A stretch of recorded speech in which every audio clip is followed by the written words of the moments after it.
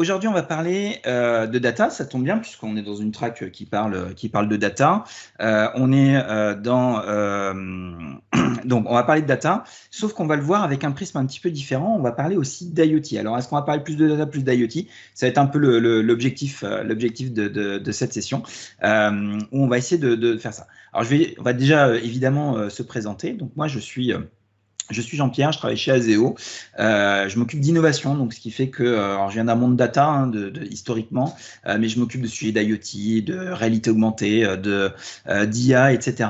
Chez Azeo. Je suis aussi MVP depuis un bon nombre d'années, donc habitué de ce type de conférence. Et je m'occupe aussi de la communauté data en France avec le Club Power BI et le GUS. Donc voilà, donc j'ai essayé de mixer un peu toutes mes connaissances pour apporter quelques éléments de réponse. Et je suis accompagné de Christopher. Christopher, je t'en prie. Bonjour à tous, Christopher Maneux, je suis Cloud Advocate chez Microsoft. Je m'occupe particulièrement de deux sujets, l'IoT et les startups.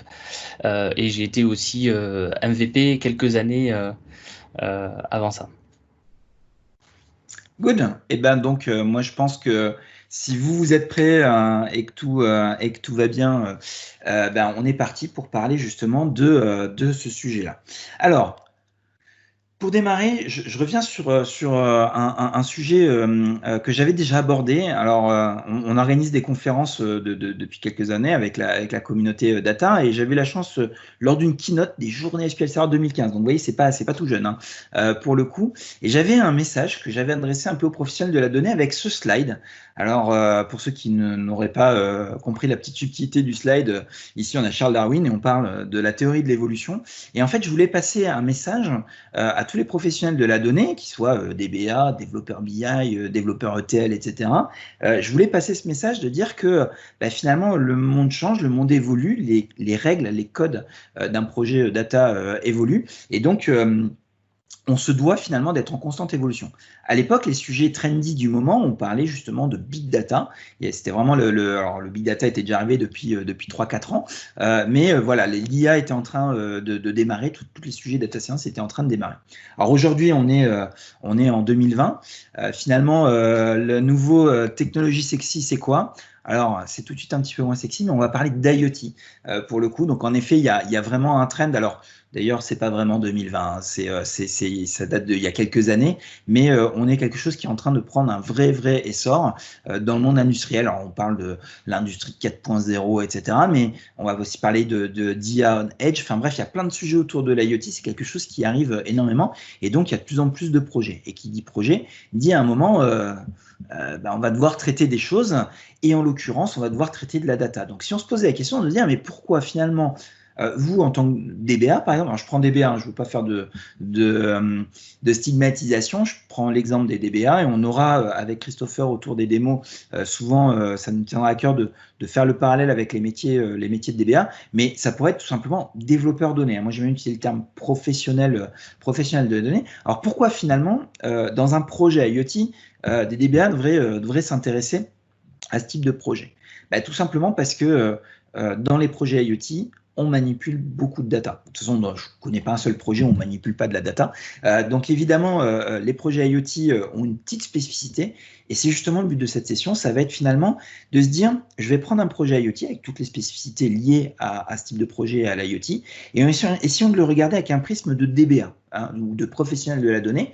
Qu'est-ce que je dois savoir? Qu'est-ce que je dois prendre en compte? Qu'est-ce que je dois finalement apprendre comme nouvelles compétences, nouvelles technologies quand je suis un professionnel de la donnée et qu'on me demande de travailler sur un projet IoT? Ou peut-être que vous auriez envie de travailler sur un projet IoT. Parce qu'au final, on va avoir des vrais sujets liés au métier des professionnels de la donnée qui vont être derrière ce type de projet. Je prends un exemple, hein. C'est pas parce qu'on fait des projets IoT qu'on oublie la notion de haute disponibilité, de backup, de performance, etc., de stockage, hein, bien évidemment. C'est l'un des premiers enjeux. Donc évidemment, on a tous ces sujets à traiter quand on fait des projets, IoT. Et donc, c'est simple, hein. Si vous, les professionnels de la donnée, vous ne vous préoccupez pas de ces sujets, qu'est-ce qui se passe? Eh bien, vous avez un développeur qui arrive, qui va le faire pour vous, plus ou moins bien. Mais souvent, ce qui arrive, c'est que souvent, c'est à vous qu'on demande de réparer, de recoller les morceaux ou de retraiter les sujets qu'il y a derrière. Donc voilà un petit peu le pitch d'introduction de cette session. C'est vraiment de se dire, quand on a un projet IoT, il y a de la data dedans. Moi, en tant que professionnel de la donnée, comment je dois réagir ou qu'est-ce que je dois savoir? Donc, on va évidemment balayer plein de sujets avec Christopher qui nous a préparé quelques belles démos, mais évidemment, on ne sera pas très deep dive. Donc, n'hésitez pas. Hein, d'ailleurs, si vous avez des questions, à les poser. On surveille un peu le chat, mais on les prendra plutôt à la fin. Mais l'idée, c'est de vous donner cet éclairage.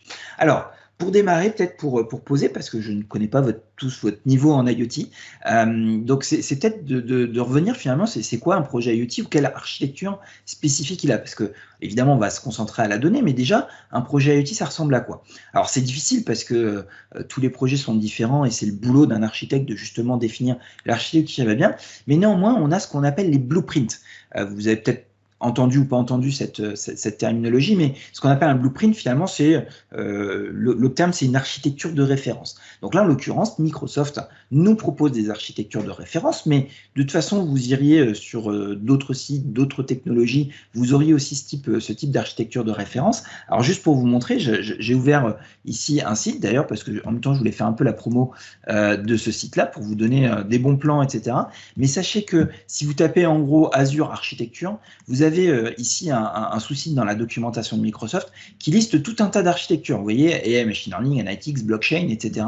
Et dedans, on a l'Internet des objets. Et là, vous voyez, Microsoft nous propose tout un tas d'architectures de référence. Alors évidemment, hein, l'idée, c'est pas de prendre ça et de faire exactement ce qui est marqué. C'est le but de l'architecture. Hein. C'est évidemment de nuancer ces choses-là et de choisir finalement les briques qui vont bien. Mais globalement, vous allez retrouver dans une architecture IoT quelques marqueurs. Alors, je vais juste afficher le petit pointeur laser pour le montrer. Les marqueurs, c'est que souvent, on a quand même un pattern, c'est l'ingestion de données. Hein, je vais y revenir juste après avec la donnée, mais on a un pattern qui est vraiment l'ingestion de données. Donc, on va parler de hub, de gateway, enfin bref, peu importe le terme qu'on va utiliser, mais on a un point d'entrée de notre architecture qui va séparer le monde des objets et le monde, finalement, on va dire plus serveur, plus cloud. D'autres marqueurs qu'on va avoir ici, c'est évidemment tout ce qu'on appelle le stream processing. On en parlera un tout petit peu tout à l'heure, évidemment, on fera une démo. On va parler de transformation de données, parce que forcément, dès l'instant où il y a de la data, il va falloir la transformer et s'en occuper. Pareil, on va faire un petit focus dessus. On a du reporting, hein, un petit peu de BI, on a tout un tas de choses, même de la data science, hein, c'est des trucs nouveaux. Mais ce qui va être intéressant, c'est nous, encore une fois, je prends un prisme data, elle est où la data là-dedans? Évidemment, elle circule dans toute l'architecture, mais si on va avoir deux gros blocs ici, et on va parler de warm path et de cold path. D'ailleurs, au début, quand l'IoT est revenu un petit peu sur le devant de la scène, on parlait d'architecture lambda, parce que justement, on a les deux pattes du lambda, de notre lambda qui sont le warm et le cold. Mais bien sûr, je vais détailler tout ça. Alors, on parlait de données, on va vite converger vers le warm et le warm pass et le hot pass. Mais l'idée, c'est déjà de quoi on parle quand on parle de données IoT. Alors, la donnée IoT, les slides sera très bien. La donnée IoT, en fait, finalement, elle va être un petit peu plus complexe. Ça reste de la donnée, hein, bien évidemment. Hein. Au bout d'un moment, on a des types et des valeurs, mais elle va avoir quelques petites spécificités, notamment au niveau de son format. Souvent, on parle de points de données. Hein. L'exemple qu'on prend toujours quand on fait des exemples IoT, on va parler de température et humidité. D'ailleurs, je pense qu'une partie des démos se baseront sur ces deux données IoT. Donc, on parle de data point, en fait. Donc, c'est de se dire que quelque part, j'ai un capteur ici, qui va me renvoyer une donnée qui va par exemple être le taux d'humidité, et ça c'est donc à une certaine heure, et ça on va parler de data point.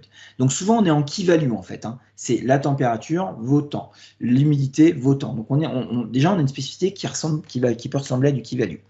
L'autre exemple qu'on a et l'autre particularité qu'on a sur la donnée IoT, c'est qu'elle est très souvent basée sur un type complexe. Ici, vous avez un exemple. Alors, vous aviez le fond de slide, mais ici, vous avez un exemple. Alors, c'est une session que je présenterai avec un client à 15h15 sur un projet IoT avec de la data IoT, mais j'ai remis finalement le même élément. Ici, par exemple, c'est des véhicules connectés qui renvoie des informations. Donc en effet, il y a la location, il y a combien de temps de ralenti, combien de temps il a fonctionné, la distance qu'il a utilisée, etc.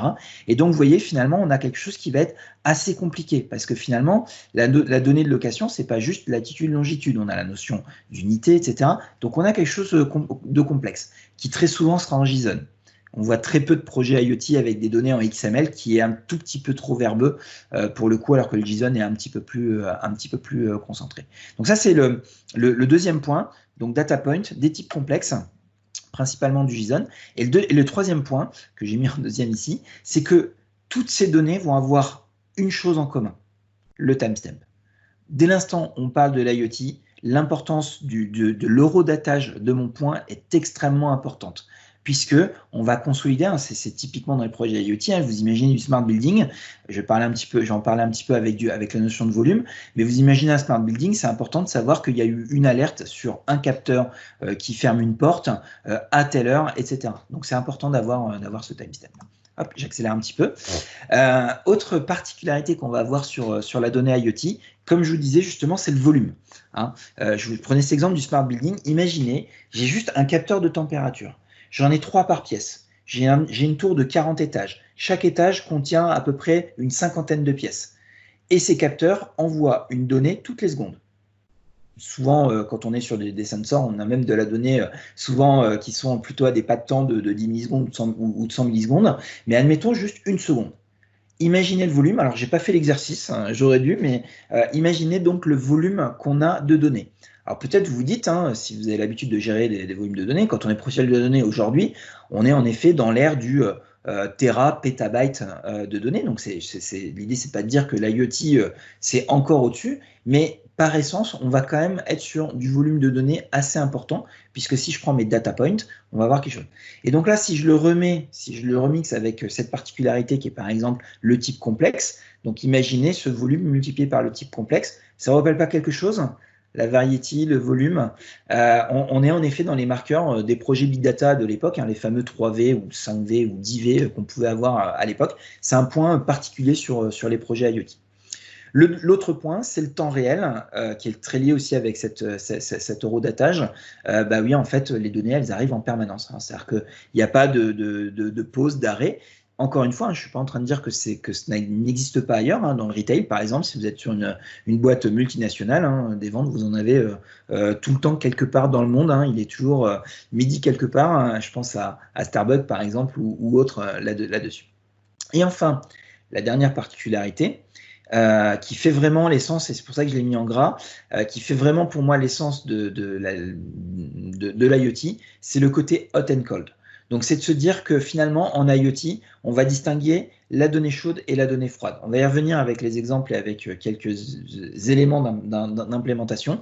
Mais en tout cas, pourquoi on a du hot et du cold? Tout simplement parce que, je prends l'exemple encore une fois de mon smart building, l'idée, c'est pas de savoir, enfin, vous n'avez pas le même usage ou la même décision entre regarder quelle température il faisait à 8h32, 27 secondes et 12 millisecondes il y a 6 mois au 3e étage de mon building, et je suis opérateur et je suis en train de regarder mon building et je veux détecter finalement un incendie ou un problème dans ma climatisation. Vous voyez, donc c'est pour ça qu'on va avoir deux différences, enfin, deux paniers, le hot et le cold. Mais on va l'illustrer avec quelques éléments.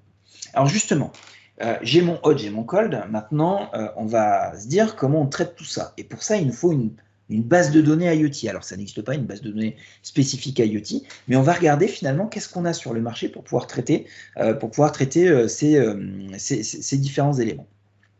La première chose, c'est que finalement, on est quand même à l'ère du blob. Aujourd'hui, dès qu'on fait quelque chose, on nous parle de data lake, on nous parle de dire « ouais, mais tu n'as qu'à tout mettre ça sur un blob », notamment avec ce pattern qui est arrivé, qui est l'ELT.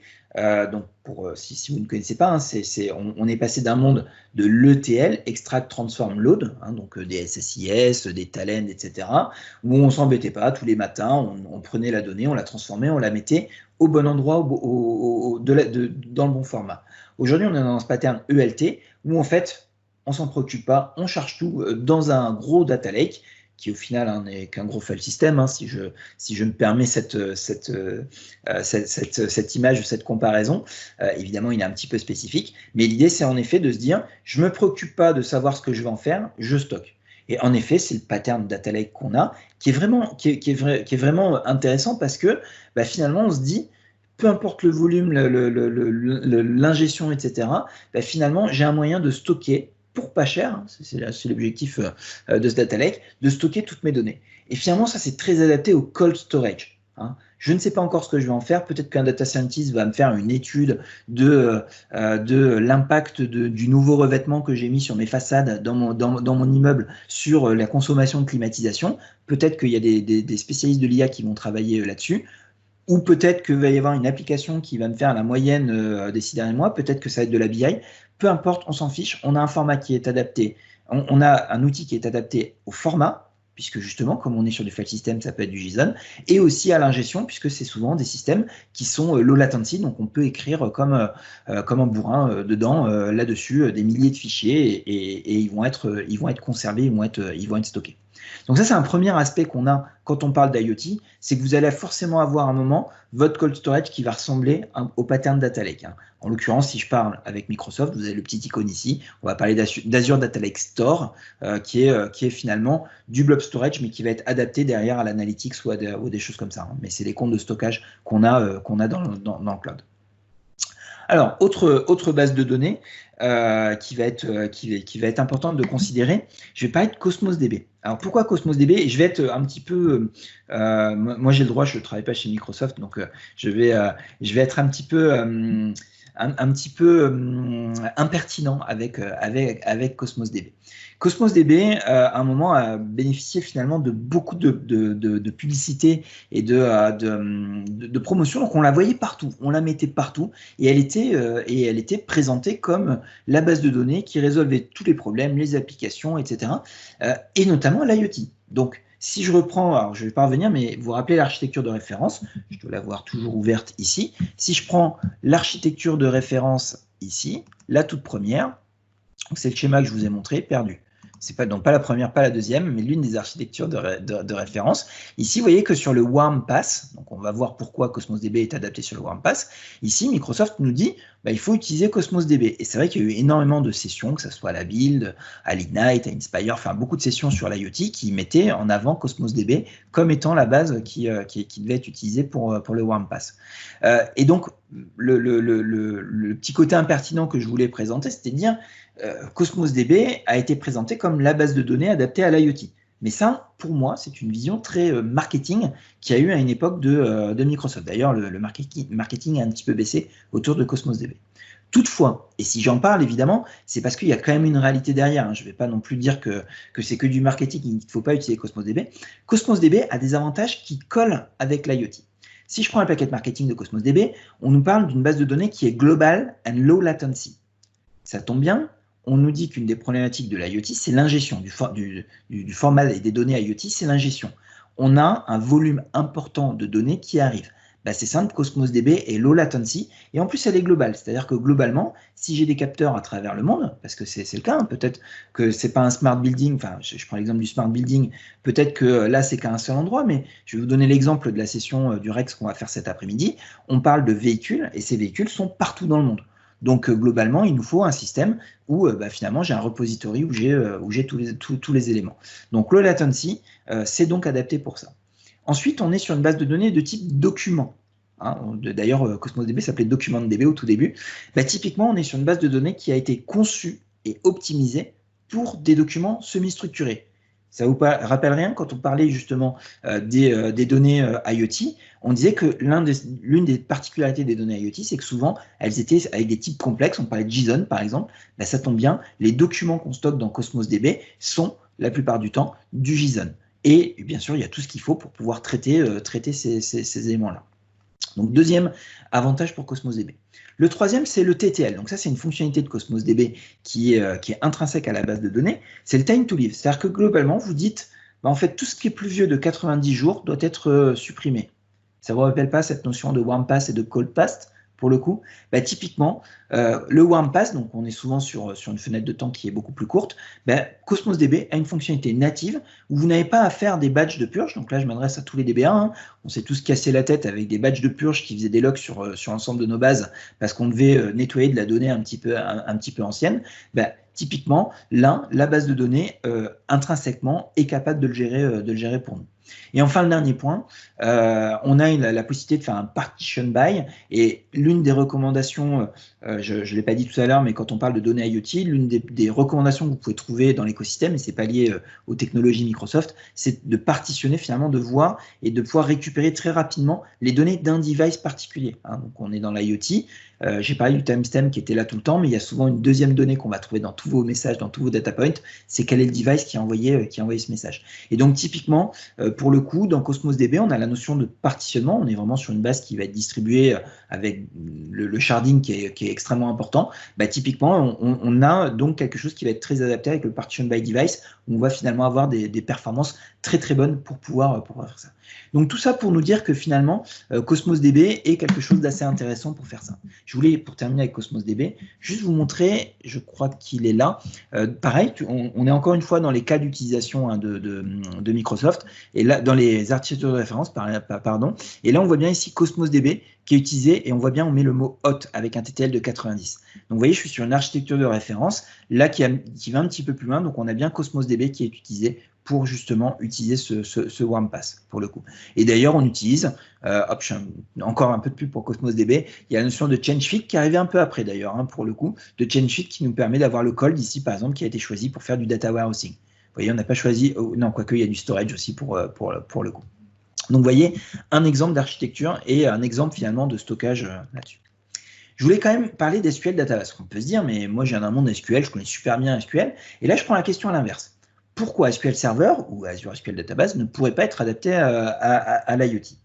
Ben en fait, je vais cette fois-ci être plutôt, pas négatif parce que je vais vous donner des solutions, mais le premier point, c'est tous les problèmes d'ingestion. On s'est tous cassé les dents sur un batch SSIS qui bourrine une base et qui empêche le requêtage de l'autre côté parce qu'on fait des locks, etc. Donc évidemment, le SQL Server, il va falloir bien le configurer pour justement bien gérer cette ingestion et ce volume de données pour éviter d'avoir des locks. Hein, puisque le SQL Server est une base de données transactionnelle, hein, adaptée à faire une transaction. Donc c'est logique que quand j'insère, j'ai tous les mécanismes qui protègent mes données. Alors que Cosmos DB, on va parler de eventual consistency. Pour le coup, on a des différents schémas de consistance et de lock. Donc le premier problème qu'on peut avoir avec Azure SQL Database, ça pourrait être ça. Néanmoins, moi j'ai fait des projets avec l'Azure SQL Database, ça peut se gérer, hein. Vous pouvez gérer du partitionnement, des cluster index pour justement réduire votre niveau de lock et avoir une ingestion qui peut être temps réel sur ça. Le deuxième point qui pourrait être un peu problématique avec Azure SQL Database, c'est les types complexes. Alors on pourrait me dire, oui mais si, il y a du JSON dans SQL. Alors j'ai été DBA, je suis un petit peu moins maintenant. Vous vous rappelez de quand XML est arrivé en 2005, hein, il y avait une règle quand on était DBA SQL Server, on désactive XML parce que ça fout en l'air la base. Enfin, en tout cas, c'est extrêmement chronophage en termes de ressources, en termes de CPU, et ça peut finalement détourner l'usage premier qu'on a d'SQL Server. C'est un petit peu pareil avec le JSON. Alors, je ne voudrais pas dire qu'il ne faut surtout pas utiliser cette fonctionnalité. Hein. Vous utilisez-la, mais à chaque fois tester, etc. Mais on a un petit peu les mêmes choses. Donc, pour le coup, SQL Server n'est pas adapté pour faire du JSON. Ce n'est pas son métier premier. SQL Server est une base relationnelle, donc des tables, des foreign keys et des primary keys. Donc, pensez bien, le JSON, c'est peut-être pas le meilleur des éléments. Moi, les cas où j'ai utilisé Azure SQL Database dans des projets, IoT, c'est tout simplement parce que j'étais capable de rectangulariser et donc d'avoir une ligne qui correspondait à mon data point pour pouvoir le traiter. Donc, on résolvait ce problème-là. Et enfin, je voulais juste vous terminer sur Azure SQL avec des choses assez rigolotes. C'est, regardez finalement, là, j'ai deux architectures de référence. Est-ce que vous voyez la différence entre les deux onglets ? c'est que finalement, Microsoft nous propose 2 architectures de référence et le seul point qui change, c'est votre Warm Pass où, en fait, dans une architecture de référence, il y a Cosmos DB, dans l'autre, il y a Azure SQL Database. Donc, vous voyez que même Microsoft n'est pas non plus fermé à vous dire que vous pouvez très bien utiliser Azure SQL comme étant votre Warm Pass, donc le côté chaud. Il y a des bases qu'on n'a pas citées, je pense à HBase. Je vous ai dit que dans l'IoT, on était sur du key value. Donc HBase pourrait potentiellement être adapté. Maintenant, je vois très peu de HBase en dehors des gros clusters on-prem Hadoop qui ont été construits en 2011, où finalement ils ont du HBase, donc ils se disent j'en ai, je vais l'utiliser. Donc j'en vois très peu. Je ne sais pas toi, Christopher, si tu vois du HBase chez tes clients. Ça va dépendre surtout de l'historique et des connaissances en fait. Des clients, des gens qui sont plus dans l'open source, qui utilisent Hadoop, etc., peuvent utiliser HBase de préférence. Ok, mais voilà. Bon, sachez qu'il y a HBase, c'était juste pour le citer, parce qu'il n'est pas dans les slides. Et maintenant, on va aller sur quelque chose j'aurais pu mettre ça d'ailleurs sur le 2020 de New Sexy Is, c'est les Time Series DB, parce que tout le monde en parle. Et alors, je vous ai mis ici dbengines.com, qui fait le classement, un petit peu le ranking de la popularité des bases de données, en fonction de plein de choses, de Stack Overflow, des questions, etc. Alors bon, on peut aimer ou pas ce classement, je ne porte pas de jugement. C'était juste pour montrer que finalement, depuis 2013, où finalement ils ont commencé à monitorer les time series, on a quand même une progression, et notamment une FluxDB qui est celle qui est la plus connue et la plus utilisée, qui vraiment est en constante évolution là-dessus. Donc, qu'est-ce que c'est ces time series DB? C'est des bases de données qui ont été dédiées et construites pour traiter des séries temporelles. Rappelez-vous, l'IoT, je vous ai dit qu'il y avait un point important qui était le timestamp. Donc finalement, on peut se dire que l'IoT, c'est quelque chose c'est des time series. Donc pourquoi ne pas utiliser une base de données qui a été conçue, en tout cas qui se veut optimisée pour les séries temporelles? Alors, pourquoi on pourrait y aller? Alors, juste, c'est devenu à la mode parce qu'il y a tous les spécialistes du big data et de la data science qui ne parlent que de ça. Donc, il y a quand même un petit phénomène de buzz ou d'éléments là-dessus. Alors, encore une fois, c'est mon avis.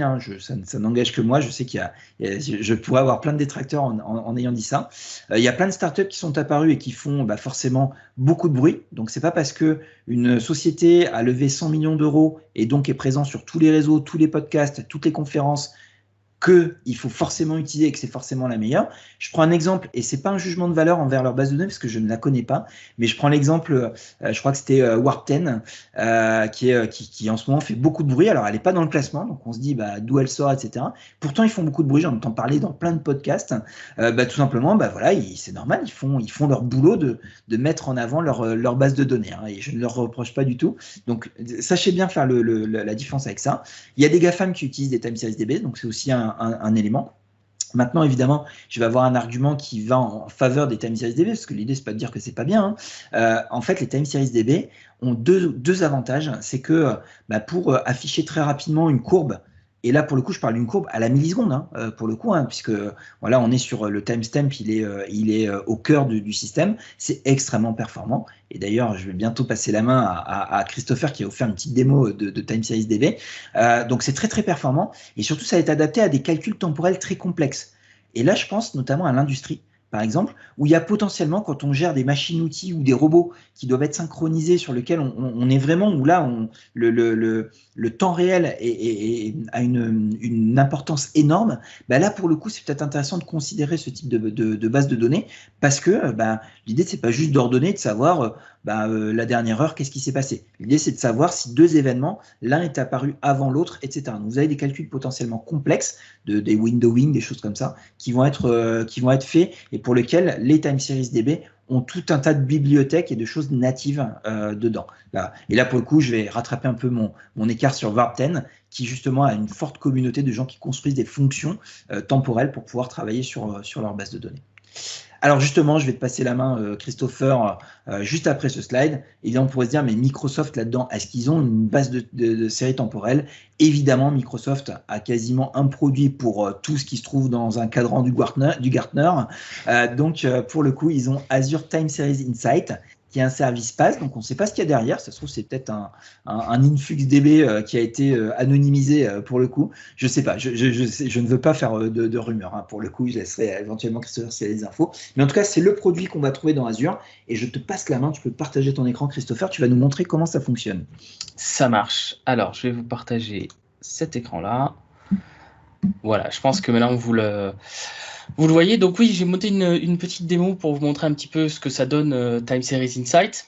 Alors, l'idée, c'est bien évidemment d'utiliser des données, d'analyser des données qui viennent d'objets IoT. Et donc pour ça, il faut des objets IoT, d'accord? Donc là, l'objet IoT que je veux utiliser, c'est un petit capteur de température et d'humidité.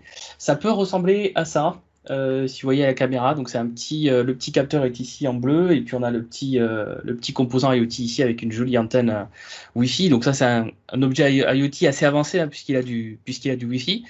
Mais là j'ai besoin d'une certaine quantité de données pour pouvoir faire mes analyses, pas juste un capteur dans mon bureau.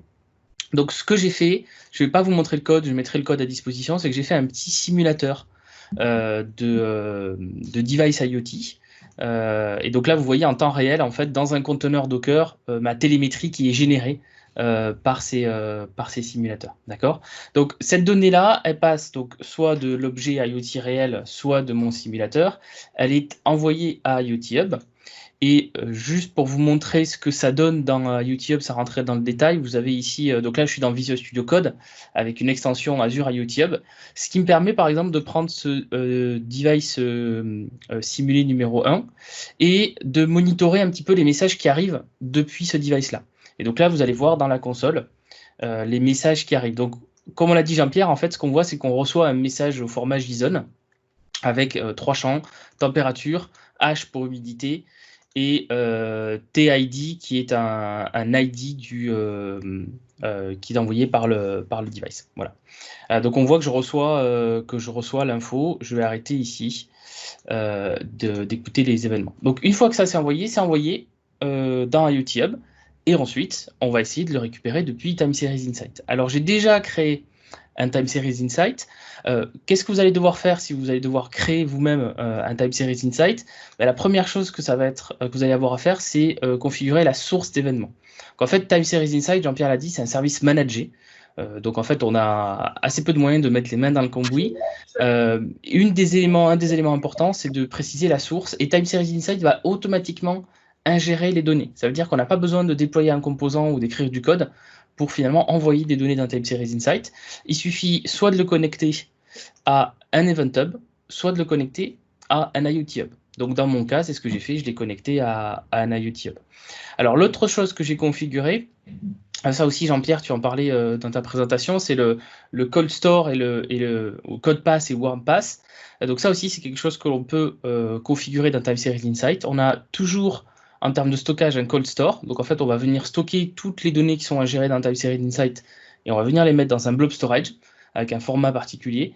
Et on a la possibilité d'activer un warm store, ce qui fait qu'on peut exécuter les requêtes sur les quelques derniers jours, ou sur les dernières 24 heures par exemple, de manière très rapide et sans coût supplémentaire, puisque dans le cold store, à chaque fois qu'on va venir faire une requête, vous imaginez bien qu'on va devoir lire des centaines, des milliers, des dizaines de milliers de fichiers, et donc on a un coût de transaction sur le stockage Azure qui est lié à nos requêtes. Voilà.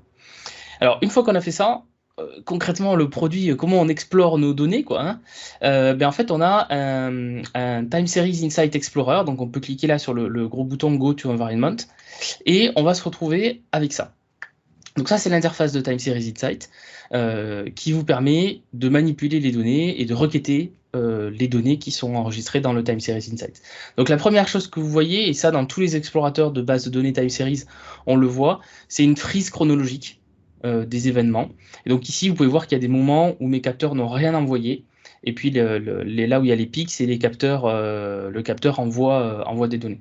Donc ce que je peux faire, c'est que je peux sélectionner par exemple ici les 5 dernières heures, et ensuite sur ce panneau-là, je vais avoir sous une forme hiérarchique ici, et puis à plat ici, mes différents devices IoT. Et donc sur chacun des devices IoT, par exemple sur celui-là, je peux dire, je veux que tu m'affiches la température, et là, j'ai le graphique de température qui apparaît. Et bien évidemment, je peux ajouter plusieurs devices. pour pouvoir venir comparer entre eux, si vous voulez, les différentes données. Voilà. Alors, j'ai des options de visualisation, par exemple, je peux tous les mettre sur le même graphique. Donc là, on voit que le Simulated 4, visiblement, est un device qui a un souci, hein, puisqu'il m'envoie 0 degré tout le temps. Et puis, si je veux comparer un peu d'historique, j'ai juste à glisser. Et je sais pas si vous avez vu, mais même pas une seconde, en fait, j'ai les données d'historique qui se sont affichées. Je pourrais aller plus loin. Alors là, j'ai que quelques jours d'historique, mais c'est quand même des centaines de milliers de points que j'ai en base. Et l'affichage est quasiment instantané. Et là, il y a un pic qui n'est pas normal. Hop, je pourrais glisser, faire zoomer, hop, et avoir un zoom qui est quasiment instantané. Ça, d'un point de vue utilisateur, c'est le gros avantage des bases de données time series.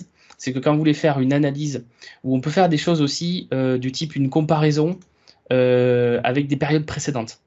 Comparer la donnée actuelle avec la donnée 30 minutes avant, 24 heures avant, une semaine avant, un mois avant. Et ce genre de calcul, ce genre de comparaison se fait quasiment instantanément du fait qu'on est stocké dans une base de données time series. Alors, qu'est-ce qu'on peut vous montrer d'autre? Je ne sais pas si... là, vous voyez, c'est une interface time series, mais peut-être qu'on veut avoir les données ailleurs. Ouais, parce que c'est ça la question, c'est que globalement, là je suis sur ton environnement, je vois tout, donc comment moi, enfin c'est le grand classique des clients, hein, c'est de dire non mais Robert qui est dans sa Gitoun, dans son usine, qui surveille une machine, bah, il lui faut son application à lui, donc comment je fais pour intégrer ça finalement dans autre chose? Donc est-ce qu'il y a une requête SQL, enfin voilà, Ouais. Quels sont les moyens finalement de requêter tout ça? Alors, il y a plusieurs moyens. Déjà, on peut donner accès à toute cette interface time series. C'est basé sur Azure AD. Donc, en fait, on pourrait partager la ressource Azure AD, enfin la ressource Azure Time Series Insight sur un autre compte ou sur des groupes Azure AD. Et les gens bénéficieraient de la même interface. Alors, il y a des parties paramétrage là dans le modèle. Ça, on peut enlever l'accès, donner qu'un accès à un reader. Donc, les gens ont juste accès à ça. Ça, c'est une première option. Les autres options, c'est de le connecter, si c'est juste pour un extrait ad hoc, on peut télécharger le CSV qui contient les données de la zone qu'on a sélectionnée, donc de la requête qu'on a créée ici. On pourrait voir cette donnée-là au format tableau ou explorer les événements tels qu'ils sont reçus par Time Series Insight. Hop là, alors là, le zoom m'empêche de fermer la fenêtre, c'est ici, voilà, hop. C'est Jean-Pierre qui cachait le bouton. On pourrait l'exporter dans Power BI. Et donc finalement, donner un rapport Power BI qui peut-être d'ailleurs corrèle des données qui viennent d'autres sources, des sources qui ne sont pas d'un Time Series Insight. Et puis après, il y a des options d'intégration là de Time Series Insight directement dans des applications métiers. Et donc là, on en vient à ce que tu disais, Jean-Pierre, faire une requête sur Time Series Insight. Ouais. Comment ça se passe? Eh bien, c'est une API REST.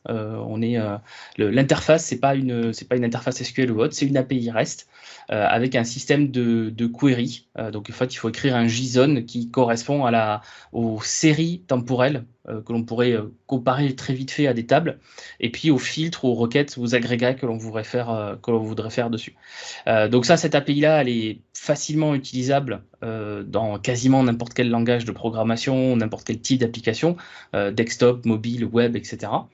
Mais on a aussi un certain nombre de samples, et puis surtout, on a packagé en fait cette interface utilisateur en tant que composant JavaScript. Alors ça parle peut-être pas trop au DBA, mais l'idée c'est que si vous avez des développeurs web, ils pourront en fait intégrer cette source de données assez facilement, y compris avec le visuel, y compris avec les interactions que je vous montrais, notamment de Zoom, directement dans leur application métier. Donc ça c'est quelque chose d'intéressant. Et puis à partir du moment où on a l'API, eh on pourrait faire des interfaces totalement custom. Là par exemple, vous voyez une interface qui va lire toutes les secondes la DB Time Series Insight pour afficher sur une cuve les informations de température et de pression. Super. Donc les compétences, parce que l'idée c'est de se dire je suis professionnel de la donnée, ce que je dois apprendre qui est un petit peu différent. Donc c'est un service pass, donc déjà j'ai pas trop à me préoccuper de comment on démarre, etc. Mais ils auraient mis la sécurité, les VNet, les choses classiques dans un cloud comme Azure. Mais globalement c'est apprendre peut-être ce nouveau langage, un petit peu de requêtage, qui est donc comment je crée ma requête, et les API. Et en effet c'est un message que moi je voulais passer. Tout est en train de devenir APIfié. Donc qu'il faut connaître HTTP REST. Alors, vous pouvez appeler ça en PowerShell, en JavaScript, en .NET, en Java, en ce que vous voulez.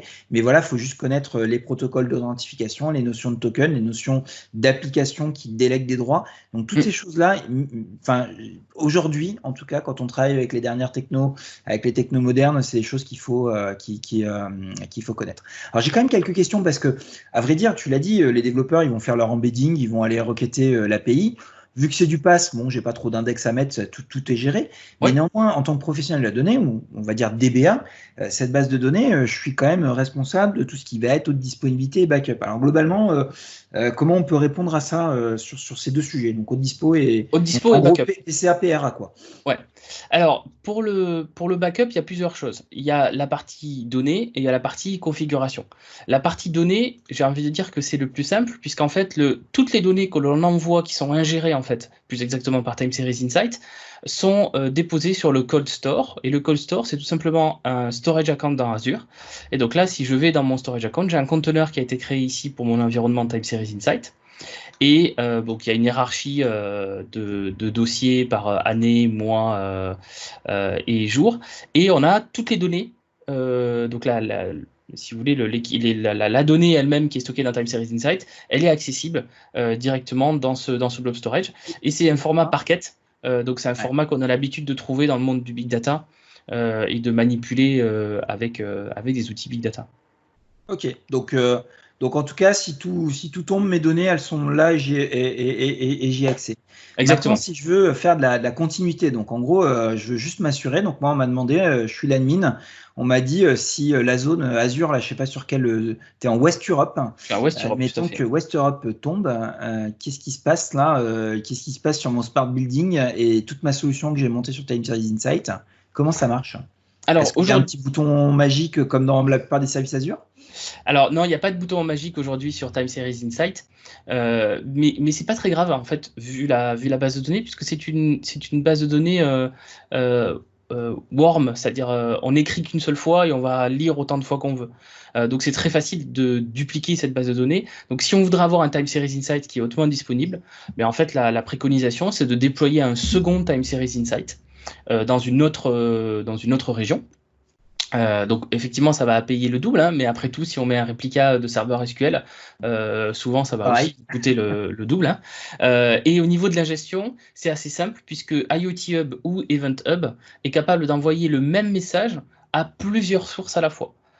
Donc c'est très simple en fait, puisque devant Time Series Insight, il y a toujours un IoT Hub ou un Event Hub. La partie il faut que je m'assure que chacun des messages est bien envoyé à mes deux Time Series Insight pour mon PRA. Ben, ça pour le coup, c'est quelque chose qui est automatiquement géré par Event Hub et IoT Hub. D'accord, donc la réponse, hein, c'est finalement l'architecture, qui est l'une des cordes essentielles d'un boulot quand on est administrateur de base de données ou en tout cas professionnel de la donnée. C'est l'architecture globale qui va faire que je vais avoir mon PCA sur ça. C'est-à-dire que voilà. Time Series en lui-même n'a pas de fonctionnalité de bascule de zone ou autre chose, mais par contre, moi, en ayant prévu l'ensemble de mon système IoT, je vais pouvoir faire ça. Parfait. Parfait. On passe à la suite? Ouais. Allez, je repartage mon deuxième écran. Hop. Est-ce que tout est OK? Tout semble OK. Je te mets en bas, en fait. Hein,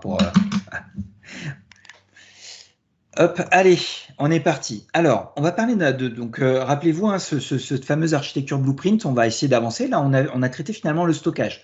Rappelez-vous, warm, cold, on a vu différents types de bases de données, différentes façons de le faire, et notamment Time Series Insight qui est vraiment très intéressante. On voit qu'elle a été faite pour le sujet. Maintenant, on a vu qu'on avait quand même dans l'épure d'un projet IoT, on a du retraitement. Et si vous avez fait un peu d'IoT, vous savez qu'il y a la notion de dirty read, il y a quelques éléments qu'il faut donc traiter. Et donc là, je voulais juste parler finalement d'un changement de paradigme qu'on peut avoir. C'est que finalement, on est par essence temps réel. Donc on change finalement d'un mode batch que vous connaissiez certainement vers quelque chose qui est plus flux et qui est un petit peu plus processing. Donc finalement, il va falloir traiter ça et on va faire un traitement par message et non pas par bloc ou par jour ou par élément. Quand je dis groupe de messages, hein, c'est souvent des des fenêtres de temps qu'on va prendre. Par exemple, on va grouper dans la même minute. Par exemple, si on n'a pas besoin d'avoir un sensor qui envoie toutes les millisecondes, typiquement, on va ramener ça à minute. Et donc, c'est bien le flux qui va finalement faire ce triggering du traitement. Donc, c'est vraiment, il nous faut une techno qui soit capable de gérer ces flux et de faire le petit trigger qui va bien sur l'événement. Alors, quelle technologie on a pour faire ça? Typiquement, globalement, ce que disait Christopher avec l'Event Hub, l'IoT Hub, donc c'est deux technologies un petit peu d'ingestion de messages qui derrière vont envoyer vers les différentes couches ou briques qui arrivent derrière. Typiquement, ils sont au cœur de ça. Parce que par essence, c'est des outils qui travaillent en flux, qui sont en mode événementiel. Je voulais citer les Azure Functions parce qu'on les voit souvent aussi dans les blueprints IoT en mode microservice. Donc les Azure Functions ont été faites, je ne parle pas des durables ou des choses qu'on met dans des web apps, mais vraiment des choses qui sont faites pour faire un micro-traitement de votre JSON qui arrive. Et là, on parle bien de millions d'exécutions par minute. Je pense que ça doit tenir le choc. Après, il faut que vous ayez la CB qui va bien, mais l'idée, c'est vraiment de se dire que j'ai des millions d'exécutions de ça. Et derrière, on va avoir d'autres types de technologies qui sont plus d'ailleurs data pour le coup.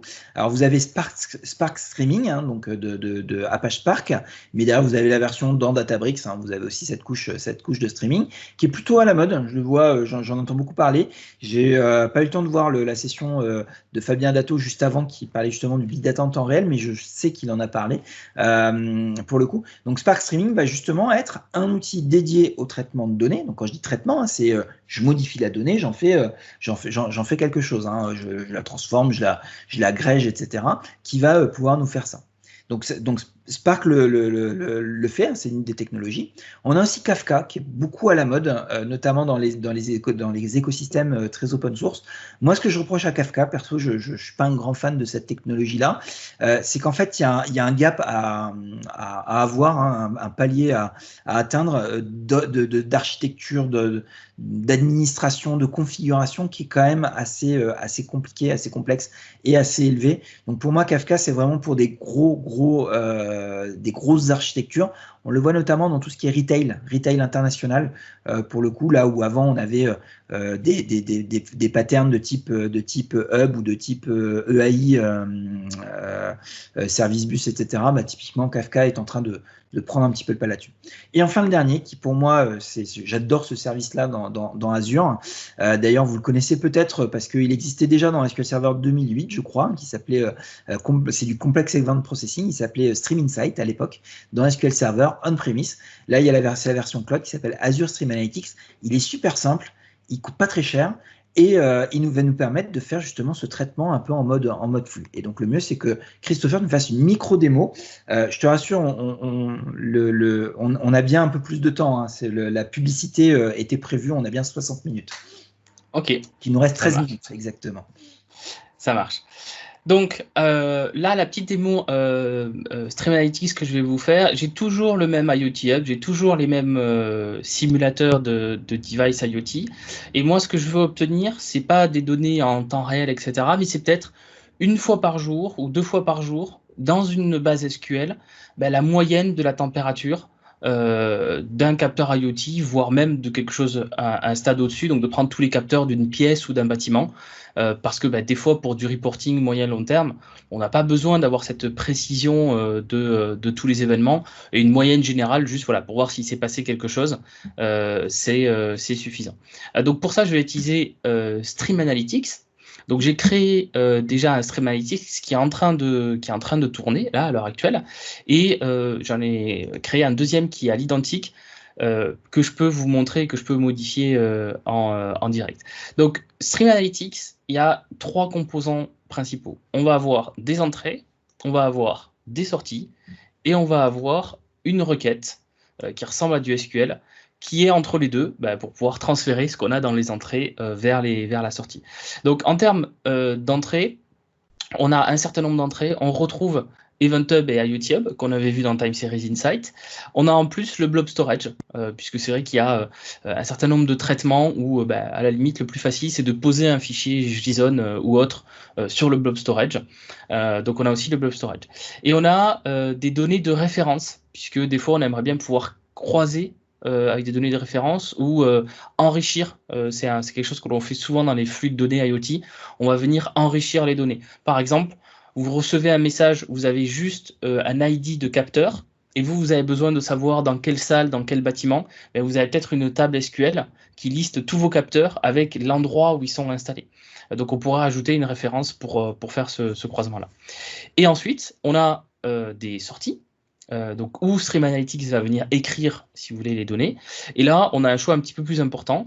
On va retrouver l'Event Hub. On ne retrouve pas l'IoT Hub, puisque l'IoT Hub, en général, il n'y a que des devices IoT qui vont écrire des messages dedans.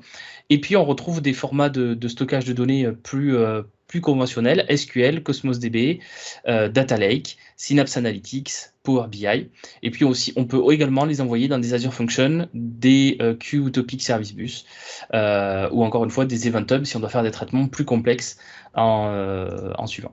Et ensuite, il y a la fameuse requête. Alors, je vais récupérer la requête que j'ai déjà écrite du job qui est en train de tourner, et puis on va expliquer ça. Donc, la requête, elle est assez simple, et finalement, il y a quand même quelques petites choses qui sont assez magiques à l'intérieur. Donc, c'est un select, donc ça, jusque-là, rien de particulier, avec un from, rien de trop particulier, avec un group by. Jusque-là, même au niveau de développeur, un SQL s'y retrouve. Et maintenant, il y a des petites choses qui sont particulières à Stream Analytics. La première, c'est le select into. Alors, je ne sais pas si on a ça d'ailleurs dans SQL Server. Si. Ah bah voilà. Mais en tout cas, le select into donc, va permettre en fait de dire cette sélection-là, on va venir l'envoyer sur cette sortie-là. D'accord? Donc, cette sortie-là, c'est une que j'ai configurée. C'est ma table dans ma base SQL. Ensuite, dans les choses qui sont intéressantes, on a cette tumbling window. Ça, en fait, c'est une des fonctionnalités justement de Stream Analytics, c'est de pouvoir en fait écouter un certain nombre d'événements pendant une certaine période et de ne faire une sortie que sur une durée précise. Donc là, en ce cas-là, je vais faire une sortie toutes les minutes. Alors, il y a plusieurs types de fenêtres qui existent. J'ai la documentation ici et je vais vous envoyer le lien juste après dans le chat. Donc je vous laisserai lire à tête reposée ces différents types de windows qui vous permettent en fait vraiment de sélectionner la manière dont vous voulez agréger les messages d'un point de vue temporel. Donc je vous envoie ça. Plusieurs fois. Hein. Faut le lire plusieurs fois pour bien comprendre. Voilà, faut le lire plusieurs fois pour arriver à comprendre les différences. Et donc ça, c'est un des gros avantages de Stream Analytics, c'est que je peux avoir des millions d'événements en entrée et je vais outputer qu'un événement toutes les heures, par exemple. Et ensuite, il y a des petites choses assez intéressantes. Par exemple, ici, le timestamp by. Juste cette ligne-là, en fait, juste ces quelques mots-clés-là, ils font beaucoup de choses. La première, c'est, Jean-Pierre l'a dit au tout début de la présentation, le timestamp, c'est très important. Là, mon job Stream Analytics, si on revient sur mon dashboard et qu'on regarde le monitoring sur les dernières 12 heures, vous voyez qu'en fait, il n'a pas tourné cette nuit, mon job Stream Analytics. Les messages se sont agrégés dans les IoT Hub. Et quand je l'ai démarré ce matin, vous voyez un pic de traitement de messages, puisque Stream Analytics a rattrapé tous les messages de la nuit. D'accord ? Et moi, ce que je voulais dans ma base de données au final, c'était un enregistrement pas sur l'heure. Je voulais ajouter le last date, la date et heure de dernière mise à jour, et donc dans ce champ-là. Et en faisant un timestamp by, en fait, je vais pouvoir utiliser le temps, l'heure, la date et l'heure à laquelle on a reçu le message IoT sur le cloud, et pas l'heure à laquelle le job Stream Analytics tourne. Ça veut dire que notamment en fonction des scénarios, en fait, on pourrait faire tourner son job Stream Analytics que la nuit et pas en continu, si on n'a pas besoin d'avoir des données qui soient mises à jour tout au long de la journée, pour par exemple réduire les coûts. Et la deuxième chose qui est intéressante, c'est juste cette partie-là, IoTHub.enqueueTime. En fait, vous avez ici, dans l'éditeur de Time Series Insight, je te bouge Jean-Pierre, vous avez le message JSON qui est reçu par Stream Analytics, et vous voyez qu'une des colonnes, c'est à nouveau un message JSON. Et bien en fait, Stream Analytics va automatiquement parser ce JSON enfant, et ici, en faisant .enqueueTime, je veux en fait la propriété enqueueTime du JSON qui est à l'intérieur de la colonne IoT Hub. Donc il y avait une question, enfin une remarque de Isabelle sur tout le parsing JSON, etc. En termes de perf, bon c'est vrai, ça prend du temps de parser le JSON, mais le fait est qu'il tout est fait pour nous. Et en plus, si ça fonctionne bien, ah oui, alors là oui, parce que j'ai sélectionné que ça. Ça, normalement, ça doit fonctionner s'il n'y a pas un compete avec le job d'à côté. Mais vous allez avoir les résultats de test qui vont s'afficher ici au bout de quelques minutes. Donc, en plus, vous pouvez tester votre requête directement dans le navigateur. Et ce que ça donne dans mon SQL serveur qui est hébergé sur Azure, vous voyez ici que j'ai rafraîchi la requête tout à l'heure. Donc, la dernière, c'était à 9h05. Et si je rafraîchis, ben voilà, je l'ai donné 9h15 et il est 9h15 UTC. Donc ça vient juste de se rafraîchir. Et là, je vous montrer les tests résultats qui viennent s'afficher sur les derniers. Good. Voilà. Good. Moi, j'ai pas de questions. Hein. C'était super clair et ça montre bien. Juste une toute petite remarque. Moi, j'aime bien comparer Stream Analytics un peu. Si vous vous rappelez vos cours d'électronique, les fameux filtres passe haut, filtres passe bas. Pour le coup, on a un signal en entrée, on souhaite juste le transformer, le réduire. Donc là, en l'occurrence, souvent on fait de l'agrégation pour le coup. Donc je trouve ça intéressant comme analogie pour le coup. Allez, on termine. Il nous reste exactement un peu moins de 5 minutes. En effet, comme on a commencé en retard, on va essayer de ne pas finir en retard non plus. Pour le coup, on va juste parler un petit peu de edge computing et de data parce qu'on a un produit qu'on voulait mettre dans cette session. Parce que forcément, quand on parle d'IoT, on va parler de edge computing. Je vais accélérer un petit peu pour la fin de la session. Le edge computing, c'est simple. C'est faire la même chose qu'on fait sur le cloud. Mais cette fois-ci, on est obligé pour plein de raisons, des fois par choix, de le faire vraiment au plus proche du device. Donc, tu as montré tout à l'heure un device, je ne sais plus si c'est un Arduino ou un Raspberry, ben, l'idée c'est de se dire, et si si je traitais ma donnée directement là, par exemple, ce que tu as montré, Stream Analytics, si finalement, au lieu de faire ce filtre dans le cloud et donc de remonter des milliards d'événements pour ensuite ne stocker qu'un par minute, est-ce que je ne peux pas le faire un petit peu plus bas ? Donc, juste pour qu'on sache de quoi on parle, ce que tu as montré, c'est ce qu'on appelle du light edge. Mais pensez bien, quand on parle de edge computing, il y a aussi ce qu'on appelle le heavy edge. Là, typiquement, cette petite carte-là coûte dans les environs de 8 000 €. Ah, donc, il y a quand même de la patate. C'est-à-dire que le edge n'est pas forcément synonyme de j'ai pas de puissance et je dois tout faire avec 3 octets de mémoire. D'ailleurs, là, on a une petite classification, mais j'y reviendrai un petit peu après. Là où on voulait converger et faire une petite présentation, on va essayer quand même de garder un tout petit peu de temps pour une petite démo de Christopher juste sur le fil. Mais il y a un produit qui vient juste sortir, qui a été annoncé en public preview à la Build. Donc c'est vraiment très très récent. Il était en private preview avant. C'est Azure SQL Edge. Et donc les fonctionnalités qu'on a dans Azure SQL Edge, bon déjà ça tourne sur toutes les plateformes, y compris Docker, mais ça, quand on fait du SQL, on est habitué. Vous voyez le time series built-in ? Donc, on est bien sur quelque chose où on est dans un monde un petit peu IoT parce que le coût du time series built-in est arrivé. D'ailleurs, il y a une petite Stream Analytics qui tourne d'ailleurs dedans.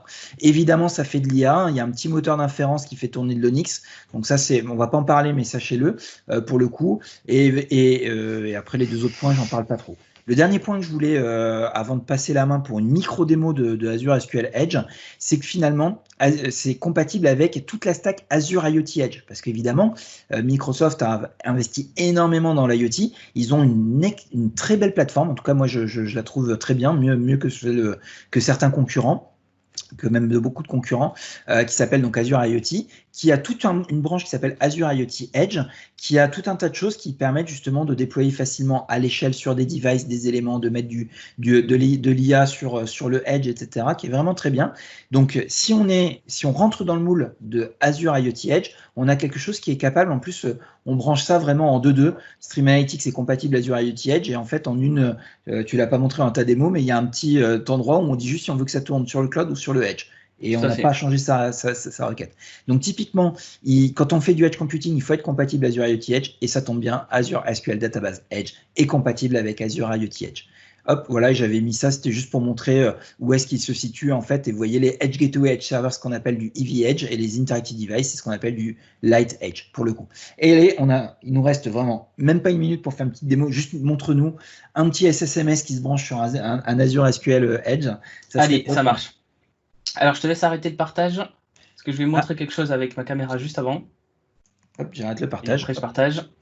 Alors, je vais faire un coup de magie avec ma caméra. Hop là. Et je vais vous montrer que j'ai une tour de Raspberry Pi. Donc, vous ne pouvez pas être chez moi en train de vérifier mon réseau, mais je vous assure que ma base de données, elle tourne sur ce Raspberry Pi là. Et donc, je vais partager mon écran pour vous montrer ce que ça donne. Bah, c'est pas grave, on va faire un petit telnet pour vérifier.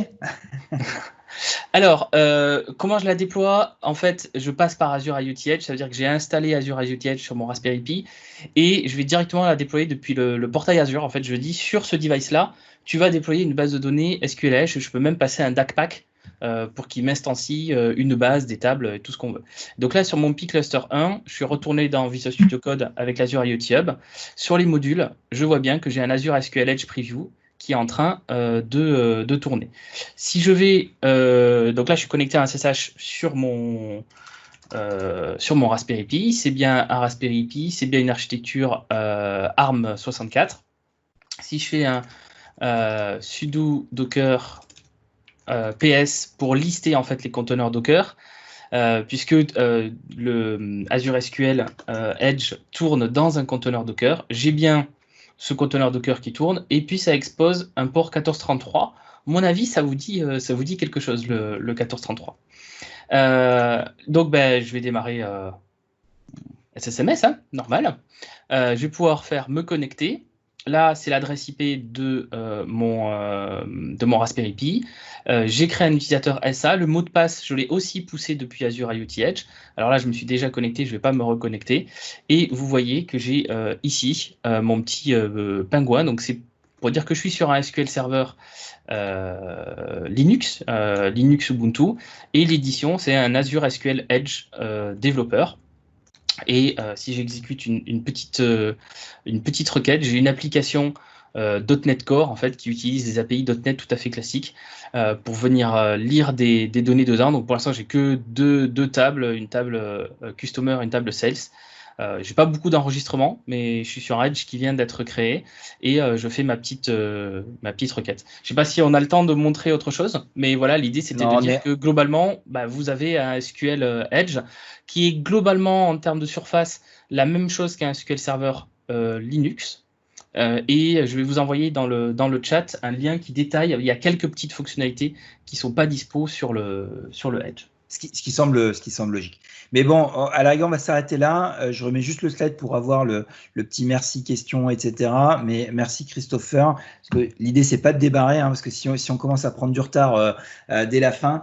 En conclusion, on espère avoir eu un petit peu d'éclairage. Les points importants, c'est warm pass, call pass, une spécificité des données, des données IoT, un petit changement de paradigme entre batch versus temps réel versus processing, et ensuite le edge computing dans lequel on a aussi des bases de données qui sont gérées comme votre SQL. Donc l'idée, c'est vraiment de vous simplifier le boulot, mais ça n'empêche que vous devez plonger dans ces nouvelles technos, dans ces nouveaux paradigmes pour pouvoir bien gérer de la donnée dans un monde IoT. On vous remercie, on a débordé de 2 minutes et 29 secondes. Isabelle, je ne sais pas si tu veux faire la clôture de cette session ou si tu veux le faire. Hop, je vais mettre le chat avec les questions s'il y en a. Et sinon, on va clore l'élément. Évidemment, vous pouvez discuter avec nous. Hein, le chat reste ouvert même quand on a coupé la session, parce que vous avez peut-être des choses à aller voir dans le café. Il y a des petites perles qu'on fait pendant les pauses, donc n'hésitez pas à aller dans le café. Les évaluations, c'est simple. Dans le Teams, dans la track en haut, vous avez en haut un onglet pour pouvoir nous évaluer, nous dire si la session vous a plu et si ça correspondait à vos attentes. Et puis voilà, vous posez vos questions dans le chat. Nous, on va pouvoir couper la vidéo et vous dire à tous au revoir et bon Power Saturday. Merci. Bonne journée à tous pour tes démos et ton aide précieuse sur cette session. Au revoir tout le monde.